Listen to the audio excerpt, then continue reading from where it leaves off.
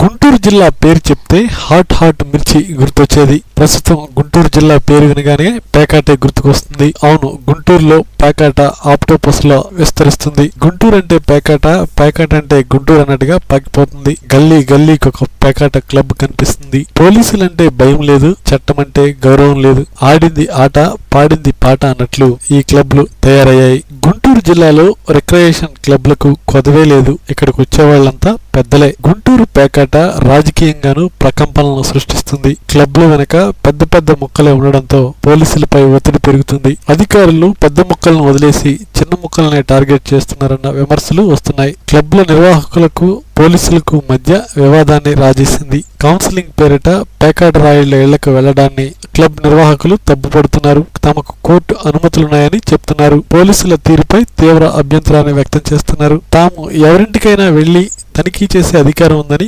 పోలీసులు తేల్చి చెప్తున్నారు. అన్నది ఒక సామాజిక వ్యసనం, అది దాన్ని మానమని చెప్పేసి అదేవిధంగా దాన్ని వ్యతిరేకించమని గుంటూరు అర్బన్ పోలీస్ పిలుపునిస్తుంది.